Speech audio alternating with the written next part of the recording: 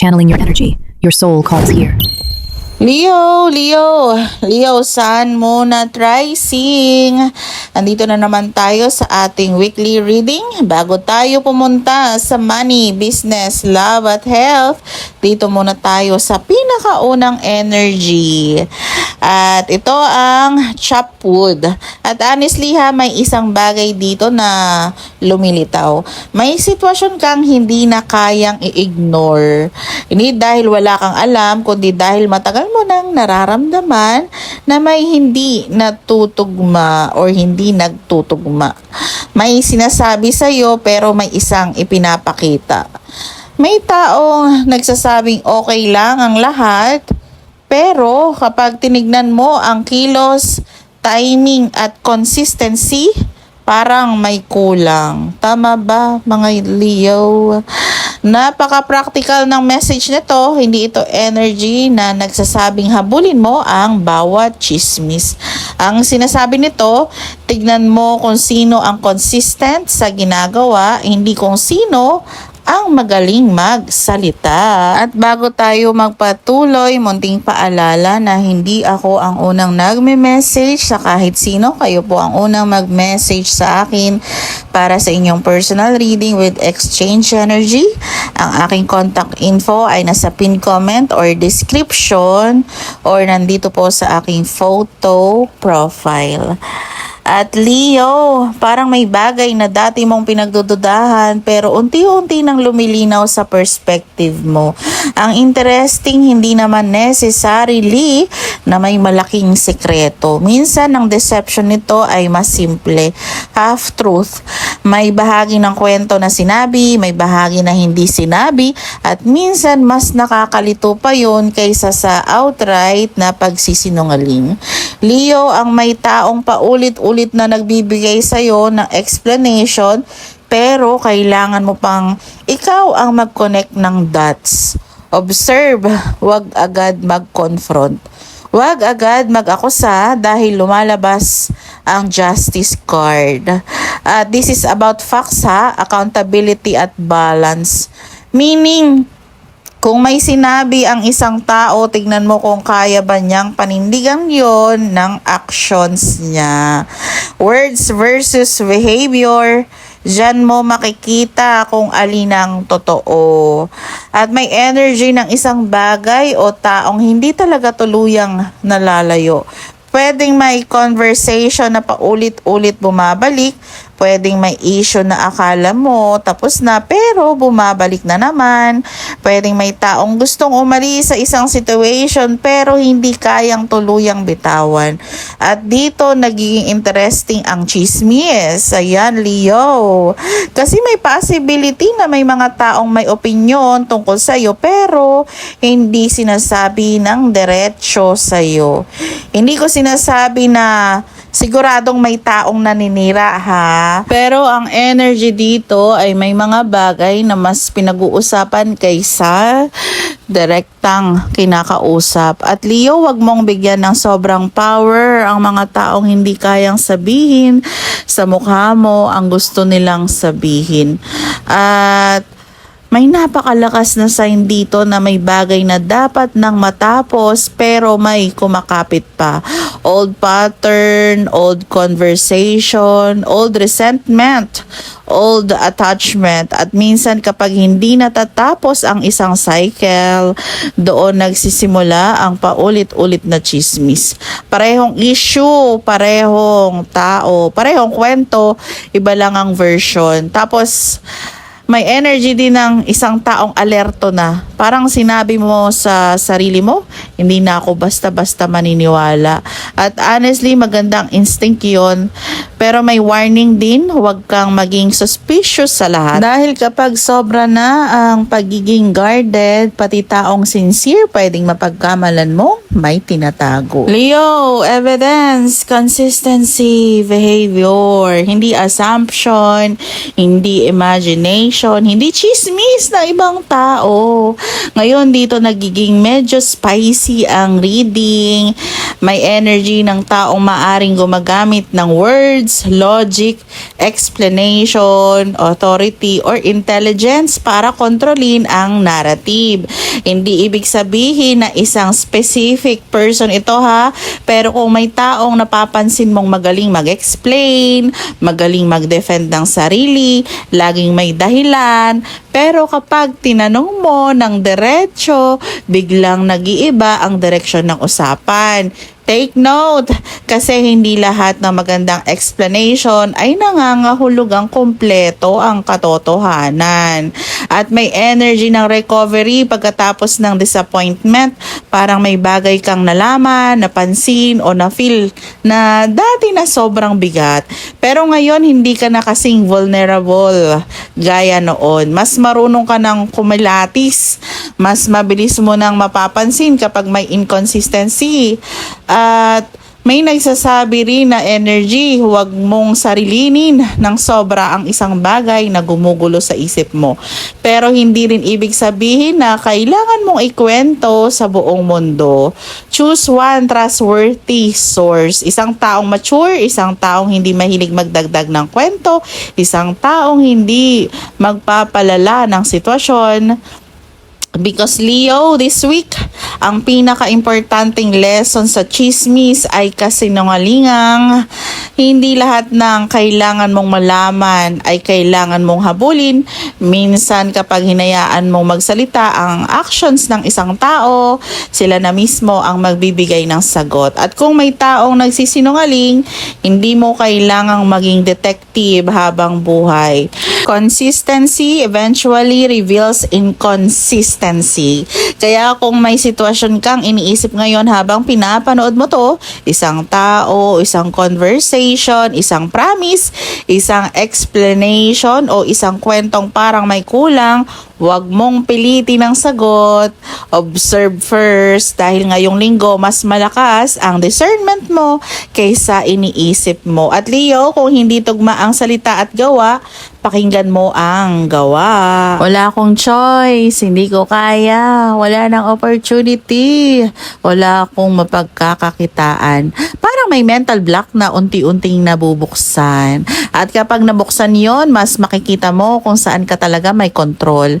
Hindi mo kontrolado ang economy, hindi mo kontrolado ang ibang tao, hindi mo kontrolado kung sino ang bibili, pero kontrolado mo ang pricing, marketing, consistency, budget, strategy, at kung saan mo ilalagay ang energy mo. At dito pumapasok ang energy pagdating sa business, Leo.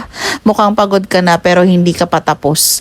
May possibility na may ginagawa kang paulit-ulit pero hindi pa nagbibigay ng result na gusto mo.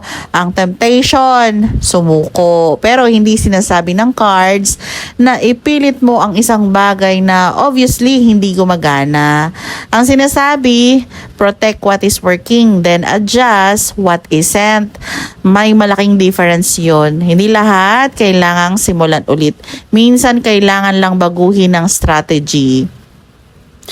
At may energy, napaka-interesting ng income ha. May isang source, project, client, business idea o work situation na parang ayaw mong tuluyang bitawan kahit alam mong hindi na siya katulad ng dati. Tanungin mo ang sarili mo, Leo, pinipili ko pa ba ito dahil profitable pa siya or dahil nasanay na ako? That's the question. Kasi sometimes loyalty to an old source of income can prevent you from exploring a better one. Pero wag din basta-basta umalis ng walang backup. At plan before you exit. Hindi impulsive, hindi emotional, strategic. At may nakikita rin ako dito, Leo, money-wise. This can show resistance to changing an old financial pattern. For example, same spending habit, same business strategy, same type of customer, same pricing, same way of handling money, same mistake. Kung paulit-ulit mong ginagawa at pareho pa rin ang result, the strategy needs to change. Hindi ibig sabihin ikaw ang failure ha, baka outdated na ang method. At ito ang gusto kong bigyang diin. Leo, hindi ka kinakapos sa potential. Mas kailangan mong ayusin ang direction at discipline. At napakasimple. Do the work, one task at a time, one client at a time, one sale at a time, one decision at a time.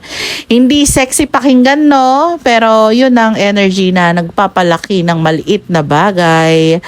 At business-wise, wag mong i-isolate ang sarili mo.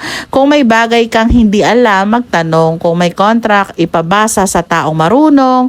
Kung may accounting issue, magpa-check. Kung may business idea, kumuha ng objective feedback. Pero piliin kung kanino ka makikinig. Dahil hindi lahat ng advice ay applicable sa situation mo. At Leo, may isa pang bagay na gusto kong sabihin. Kung may money opportunity kang tinitingnan ngayon, wag mong habulin ang mabilis na pera kung kapalit naman ay malaking risk na hindi mo kayang saluhin. Leo, mas pabor ang energy sa realistic planning, discipline, cooperation, long-term strategy, at calculated decision. Hindi ito get rich overnight energy, Leo, ha?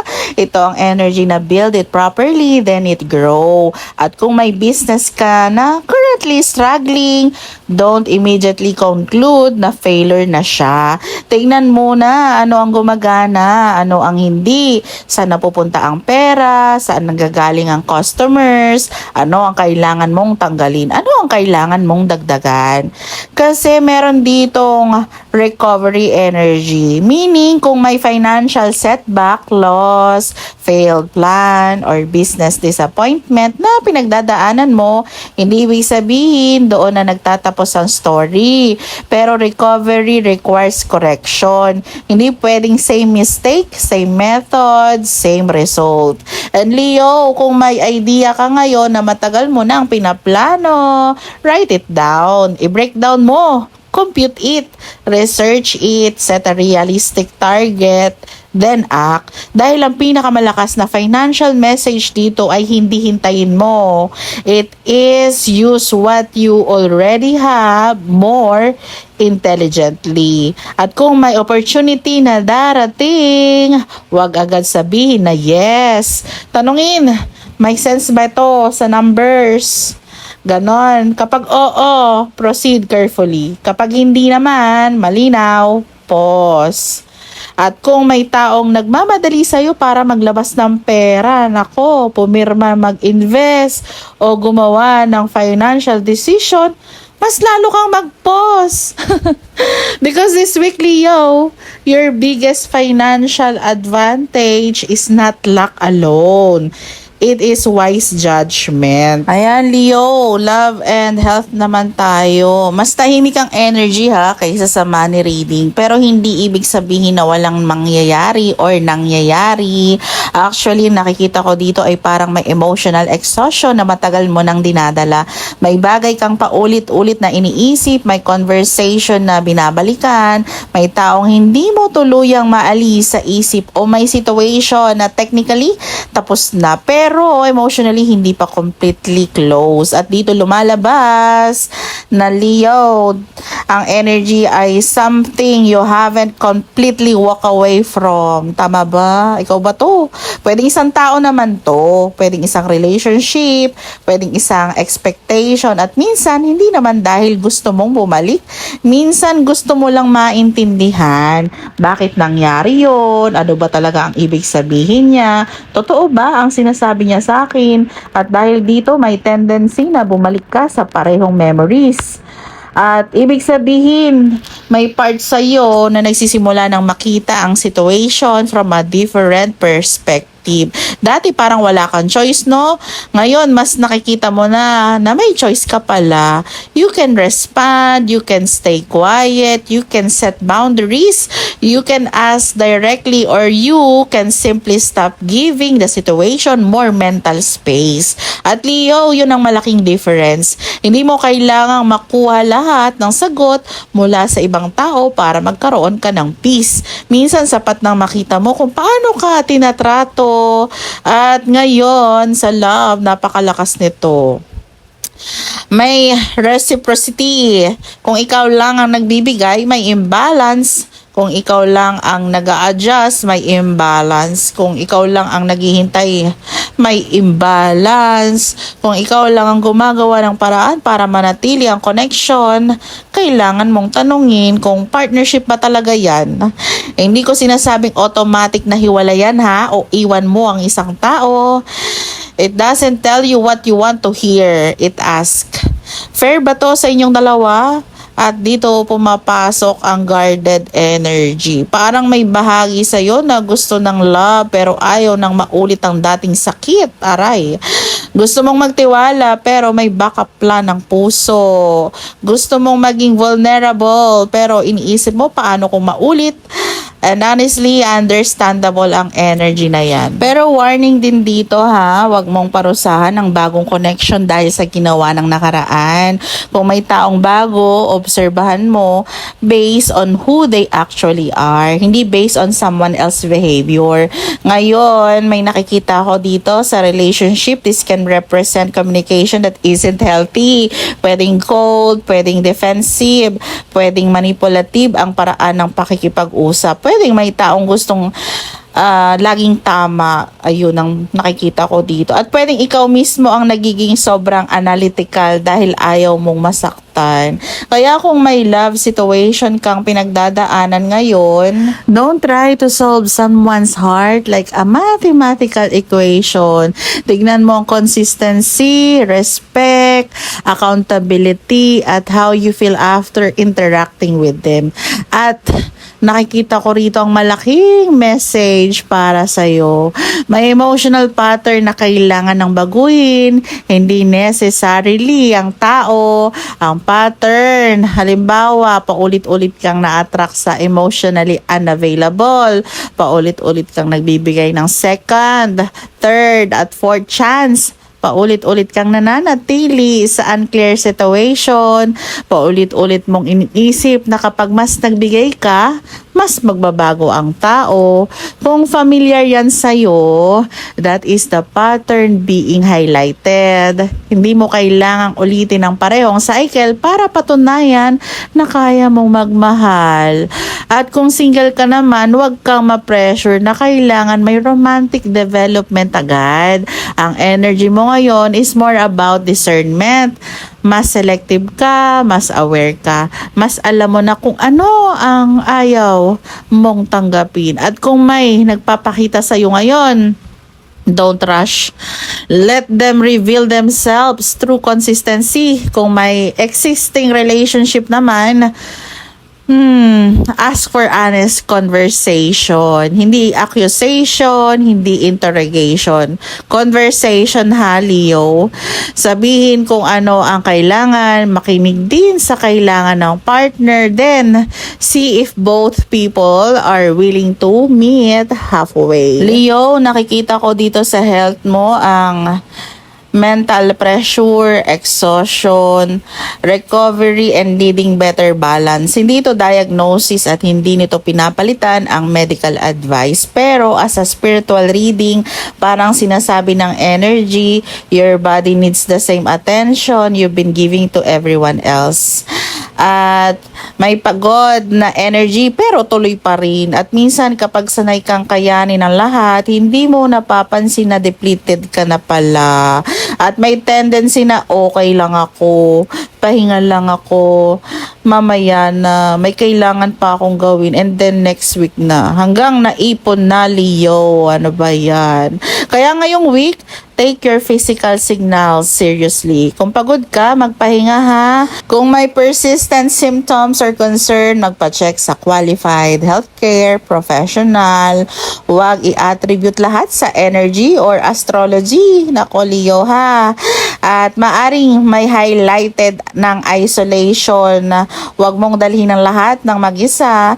Kung emotionally overwhelmed ka, talk to someone trustworthy. Kung may practical concern, ask for help. Kung may health concern, seek proper professional advice. Hindi weakness ang humingi ng tulong. Leo, you are not meant to stay in survival mode forever. Kung galing ka sa period ng stress, disappointment, emotional exhaustion, or feeling drained, ang focus ngayon ay recovery. Hindi kailangang perfect agad. Small improvements count. Better sleep, better routine, better boundaries, better nourishment, more movement if appropriate for you ha. Leo, nandito na tayo sa part ng angel number for this week. At kumuha tayo ng angel number mo. Pero bago ang lahat, muli paalala, hindi ako nagme-message ng una. Kayo po ang unang mag-message sa akin for private reading. At ang angel number mo ay 0220. Act on your idea. Kung may idea kang matagal nang umiikot sa isip mo, wag mo lang siyang panatilihin bilang plano. Pero hindi ibig sabihin na bigla kang susugal ng hindi nag-iisip. Ang energy ng 0220 ay very clear. Realistic and practical approach. May vision ka, may ambition ka, may potential ka.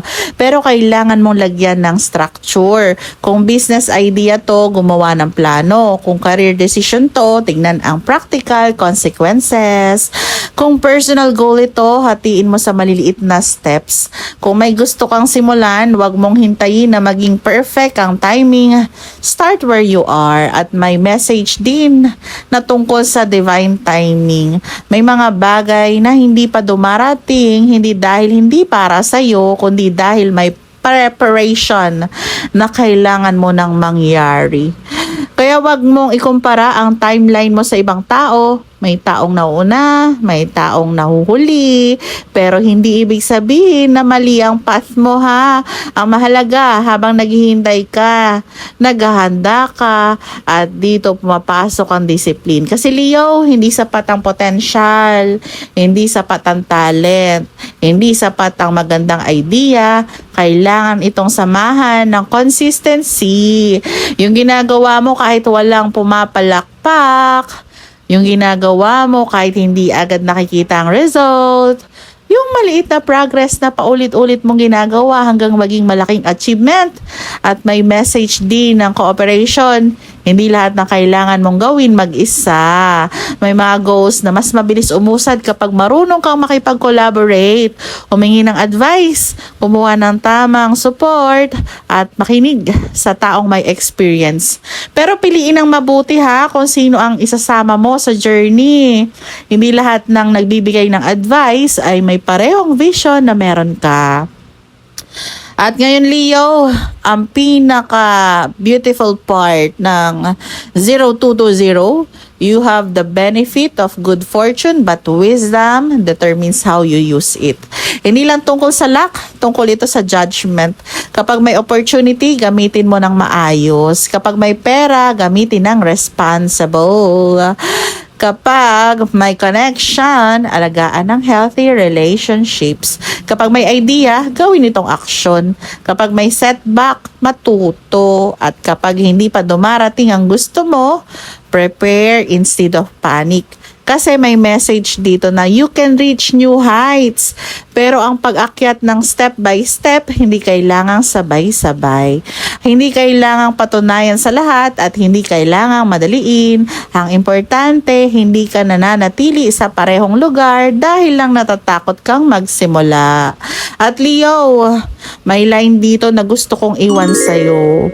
What you plant will grow, kaya maging intentional ka sa itatanim mo ngayon. Kung puro fear ang itatanim mo, fear ang laging magdidikta ng desisyon mo. Kung disiplinang itatanim mo, lalakas ang foundation mo. Kung wisdom ang ginagamit mo, mas magiging maayos ang choices mo. Kung action ang kasama ng vision mo, may mas malaking possibility na makita mo ang potential ng idea mo. At kung nakarating ka hanggang dito, comment 0220 para i-claim mo na ang good energy. At maraming salamat sa pagsama sa reading na to, Leo. At again, this is Astro Luna Quest. Hanggang sa muli.